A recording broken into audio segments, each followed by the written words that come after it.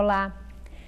O mês de fevereiro está chegando ao fim e é por isso que no Contraponto desta semana vamos falar dos 2 meses de governo Dilma.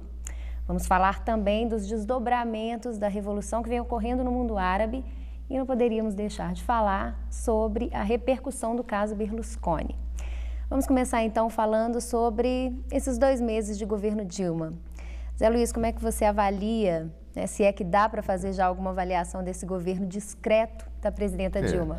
Eu acho que a principal avaliação, acho que tem 2 pontos, né? Primeiro, o estilo Dilma, que é completamente diferente do estilo do presidente Lula.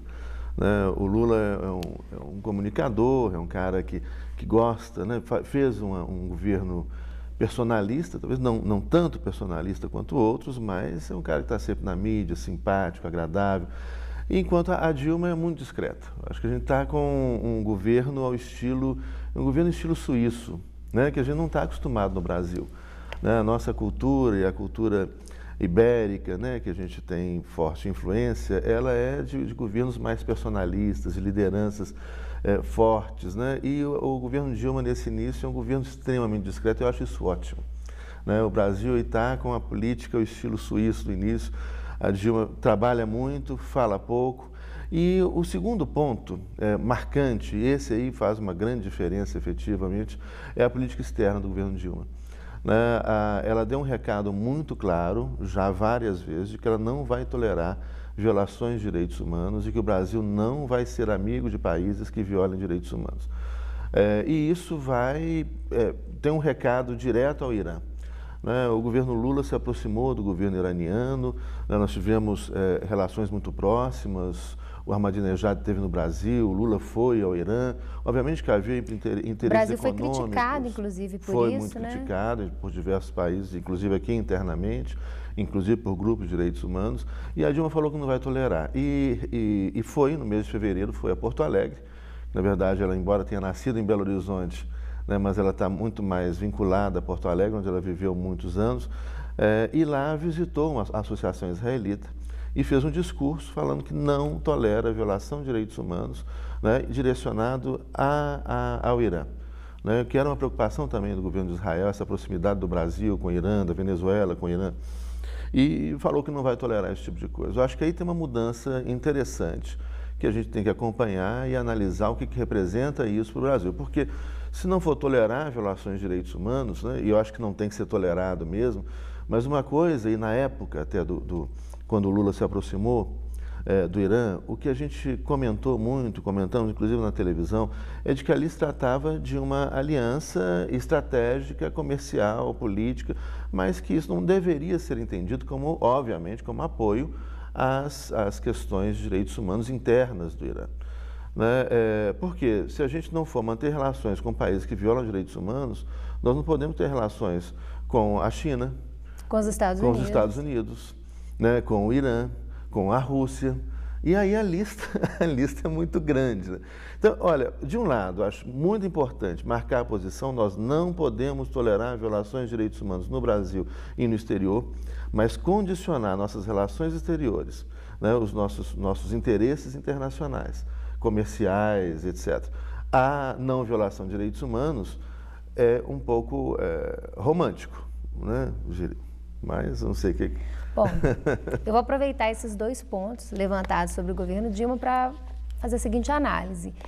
Talvez a gente possa atribuir esse novo estilo de governar às origens da presidenta, né? Não sei se é um estilo búlgaro de ser, ou também uma influência do jeitinho mineiro, né? Que tradicionalmente é conhecido por fazer as coisas caladinho, sem aparecer muito. Eu também vejo como uma grande característica desse governo uma menor exploração da imagem pessoal da presidenta. Então, isso pode ser um traço positivo nesse governo, inclusive para diminuir as críticas, né, a um certo personalismo que existia em relação ao governo Lula. O segundo ponto, a questão da política externa, eu já avalio da seguinte forma. O governo Dilma, por um lado, marcou posição diferente em relação ao governo anterior e, aliás, as pessoas que trabalham mais próximas à presidenta têm dito que não é um governo de continuidade, é um outro governo, que isso é muito visível para quem está ali mais próximo nas relações de poder ali em Brasília, e que a continuidade é marcadamente em relação aos programas sociais, né, que realmente vão continuar, é um compromisso da presidenta.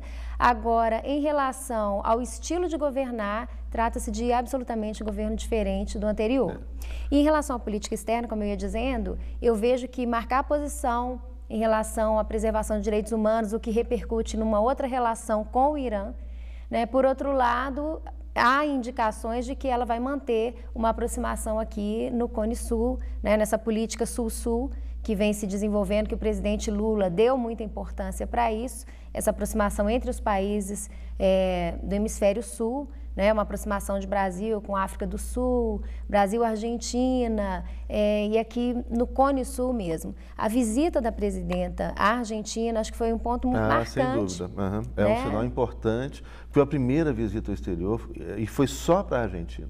Então, é um recado muito importante, né, de que a Argentina é fundamental e as relações do Cone Sul, Mercosul e aí também a Unasul. Acho que tem umas mudanças interessantes com relação à Venezuela também. O Lula, ele era amigo pessoal do presidente Chávez, né? Ele tinha uma proximidade, até esse estilo mesmo, esse estilo personalista que o Chávez tem, que o Lula tem bem menos, né? Sem dúvida, o governo Chávez é um governo muito mais personalista e isso é problemático. Isso não está no governo Dilma. Então a Dilma falou, olha, vamos manter as relações, é importante a América do Sul, é importante reforçar o Mercosul, a Unasul, né? Mas sem aquele estilo, não sou amigo do... Ela deixou já também transparecer isso, ela não sou amiga pessoal do presidente Chávez. Esse jeito apaixonado, um jeito latino de ser, uma pura emoção. E a Dilma tem esse estilo mais... Nós estamos com um governo europeu, né? Vamos ver o que o povo vai achar disso. Mas eu estou gostando, eu acho que isso pode representar uma maturidade política.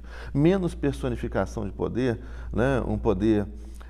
a gente enxergar o governo como equipe que funciona de forma coerente, com um programa, com um projeto de governo, isso representa um amadurecimento da democracia brasileira. Mas muito cedo ainda para a gente falar nisso. A gente tem uma outra novidade muito importante desse governo, por enquanto, né, que é uma ampla maioria na Câmara de Deputados e no Senado menos, mas também tem maioria no Senado, né? E isso com a votação do salário mínimo também ficou muito claro. Olha, o governo passou com facilidade um salário mínimo polêmico, né, contando com essa ampla maioria na Câmara de Deputados. E isso é muito bom. Né? Alguns podem falar, mas o governo tem que ter oposição. Mas, espera aí, um governo democrático, com democracia representativa, para ele ser viável, para ele poder governar, né, mostrar suas políticas, ele precisa ter maioria no parlamento. Isso é uma característica dos sistemas parlamentaristas, né, que é muito positiva no parlamentarismo. Ou seja, todo governo no sistema parlamentar é um governo majoritário. Porque a partir do momento que ele perde a maioria no parlamento, ele deixa de ser governo. Ou seja, são governos viáveis. Um governo que não tem maioria no parlamento, ele encontra dificuldades enormes para governar e muitas vezes isso incentiva até ou fortalece até outros tipos de negociações que podem levar até à compra de votos, à corrupção política, como nós tivemos amplamente nos governos anteriores. Todos eles.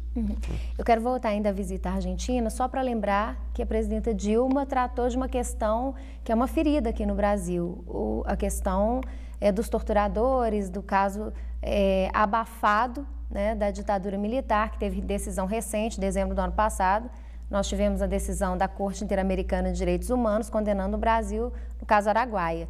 E ela sinalizou, teve um encontro com as mães da Praça de Maio, né, falando sobre a necessidade de trazer a verdade em relação ao que aconteceu no Brasil naquele período, que é também uma luta na Argentina em relação a passar limpo o período de ditadura militar. E isso é importante lembrar, que o Brasil é um dos poucos países do mundo, talvez se não o único, que ainda não passou a limpo a sua história.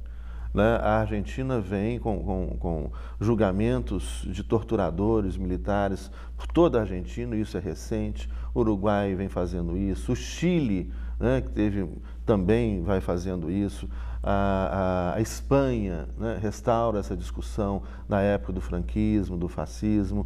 A África do Sul teve sua comissão, né, de verdade. E nós aqui ainda ficamos, e até a grande mídia ajudando a botar panos quentes. Isso é muito ruim. Quando a gente joga a coisa para debaixo do tapete, esse negócio costuma voltar, né, de uma forma pior. Fora do controle. Precisamos acertar a nossa história, as coisas precisam ser ditas, precisamos saber quem torturou, não torturou, né? Isso tem que ser colocado para a sociedade brasileira.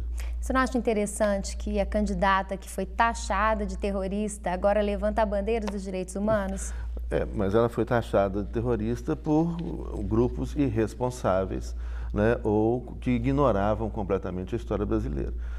Ela é uma mulher que, ao lado de muitas outras pessoas, muitos outros brasileiros, colocaram a sua vida em risco, lutaram pela democracia. Se a gente vive hoje uma democracia, se a gente tem hoje, né, liberdade de expressão, liberdade de imprensa, né, é graças a pessoas que, como a Dilma e várias outras pessoas, tiveram a coragem de arriscar a sua vida para lutar pela democracia contra um regime ilegal, imoral, inconstitucional, que matou, que torturou, que jogou esse país no buraco.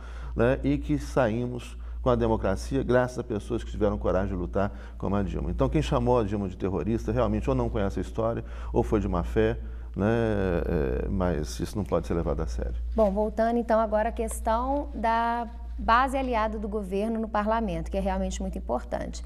Eu acho que é interessante a gente retomar aqui a experiência francesa, né, que no período em que havia muitos partidos políticos, uma transição permanente de governos, a França teve que, inclusive, implementar esse sistema de governo que funciona até hoje, que é o sistema semipresidencial, né? Muito em função de uma rotatividade enorme no parlamento que fazia com que a França fosse ingovernável, né? Tendo que transmitir certos poderes ao presidente da República, que até então era uma figura meramente simbólica, mas que passa então a ter poderes de governo porque em função da falta de apoio no parlamento. Né, aquele tanto de micropartidos tornava o governo extremamente vulnerável.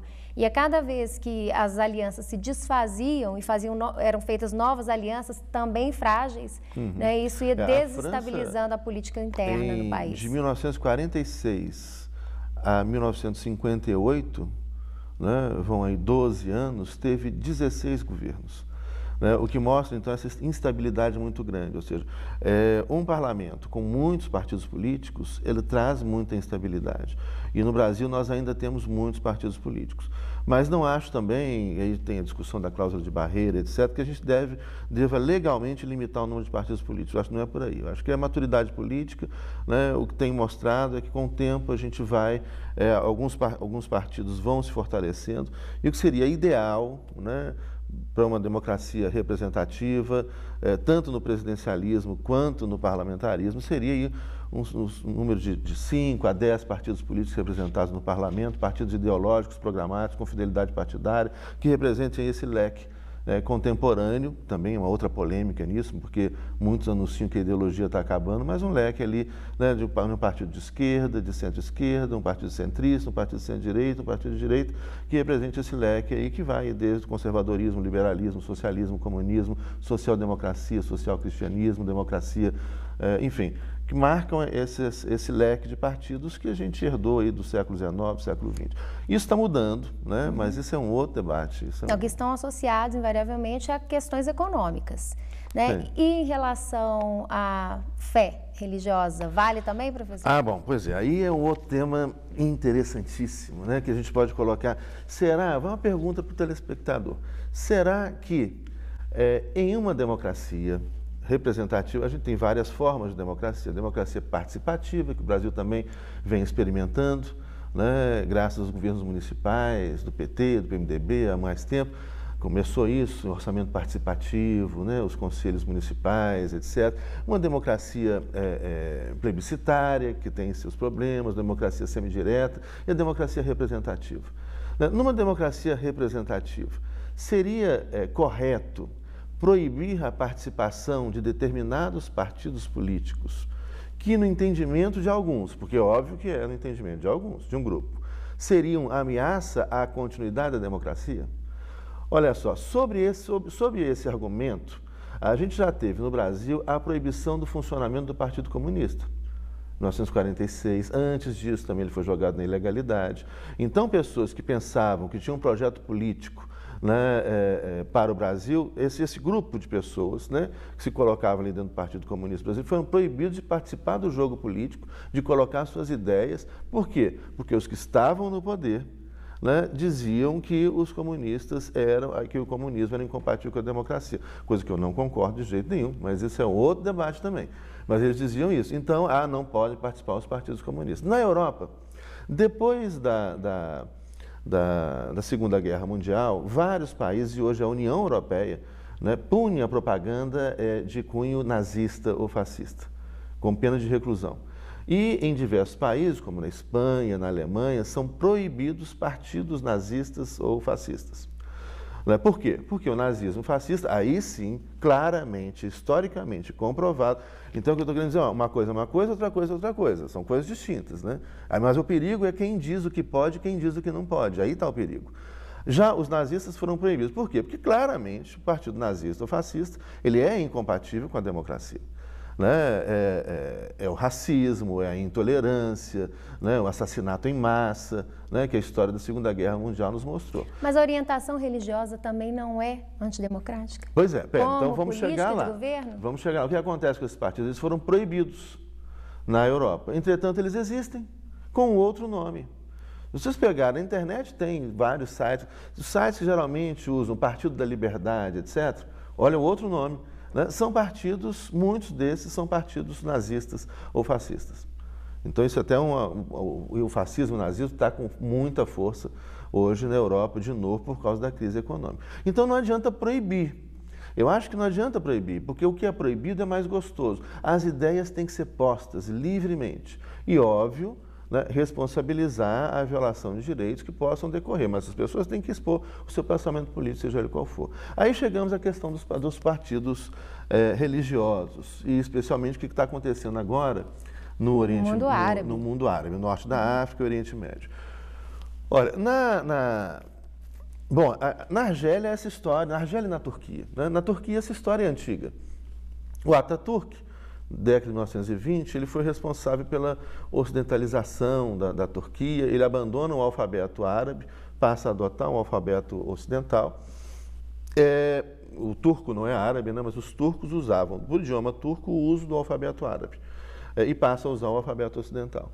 E aí cria duas Turquias, que hoje estão em choque, né, e que representam o choque de todo o mundo árabe hoje, e principalmente nesse processo de democratização. Uma Turquia das grandes cidades, Istambul, Ankara, né, de uma classe média ocidentalizada, de hábitos de consumo ocidentais, que se aproximou etc. mais da Europa, se aproximou que mais tem da Europa, pretensões, de né, em relação à União União Europeia, e afiançada pelas Forças Armadas criadas pelo Atatürk, que não foi nenhum santo, matou, torturou, né, teve genocídio de grupos diferentes, etc., mas naquele processo de formação de um Estado Nacional Turco, né, secular. Secular. E essas Forças Armadas não são aquelas que vão afiançar o processo republicano de democracia à la ocidental, sem a participação de partidos religiosos. Do outro lado, uma Turquia das pequenas cidades, muitos turcos, né, que vão manter suas tradições, seus costumes fortes, né, uma vinculação. E aí, guardando aí todo o problema da gente utilizar essa expressão Ocidente e Oriente, né, que também é uma discussão importante, mas... Que nós enfim, já, inclusive, trouxemos já comentamos que ela é válida até um certo ponto, né, tem que tomar cuidado com essa expressão. Mas que marca, então, uma força ainda do islamismo muito grande das pequenas e médias cidades da Turquia. E essas duas Turquias estão em confronto. Hoje, a Turquia tem um primeiro-ministro e um presidente que são de partidos religiosos. Eles são moderados, né? Estão dentro do jogo de democracia representativa, mas houve, para variar, em 2003, uma tentativa de golpe contra esse governo de partido islâmico. Foi justamente quando o governo ascende ao poder, já tendo um presidente de partido religioso. De partido religioso. Agora, eu percebo o seguinte, que toda transição, toda ruptura, né, tem como traço uma repulsa a qualquer símbolo do movimento anterior, né, ou da ordem anterior. Então, eu percebo isso também claramente no Brasil, como nós abandonamos muitos traços da política brasileira, porque tinham, de alguma forma, associação com o governo militar. E que, em certos aspectos, né, nós também jogamos fora algumas coisas que não precisavam ter jogado fora, que não eram do governo militar, embora tenham sido implementadas. A questão de planejamento no país foi, durante um tempo, abandonada. Sim. Né? Um certo fetiche com a descentralização a qualquer custo, que também trouxe muitos problemas porque foi feito sem reflexão. Então, eu vejo que toda ruptura tem esse traço de abominar características que sejam associadas ao governo anterior. Talvez essa ruptura e a tentativa de uma quebra absoluta com qualquer reflexo da identidade religiosa de um povo seja também uma questão problemática nesse processo, que foi o que aconteceu na Turquia e é o que está se repetindo hoje no mundo árabe. Não, mas agora também é diferente, né? Porque você pegar na Turquia, toda vez que ameaçava chegar um partido islâmico ou chegava, havia um golpe, uma tentativa de golpe. Em 2003 foi uma tentativa de golpe.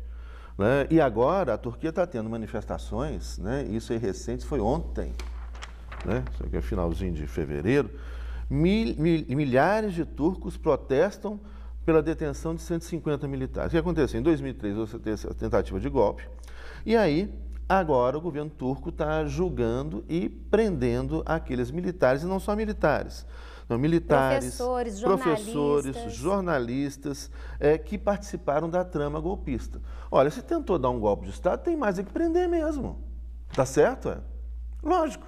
Não é? Você tem uma ordem, uma democracia. O cara foi democraticamente eleito. Aí vem os caras, pegam em armas, usam as Forças Armadas, usam instituições do Estado que estão subordinadas à Constituição. Né? Contra a Constituição e contra o governo democraticamente eleito, essas pessoas têm que ser punidas e são punidas em qualquer democracia do mundo. A França, os Estados Unidos, no Brasil, no Uruguai, na Argentina, qualquer democracia do mundo vai punir as pessoas que tentarem acabar com a democracia. E foi o que esses professores, jornalistas e militares tentaram fazer. Por quê? Porque eles tinham medo de, com a eleição de um... Olha que complicado o negócio. Com a eleição de um partido islâmico, acabasse a democracia. Então, para manter a democracia, eles ameaçam a democracia. Repetindo, foi eleito um partido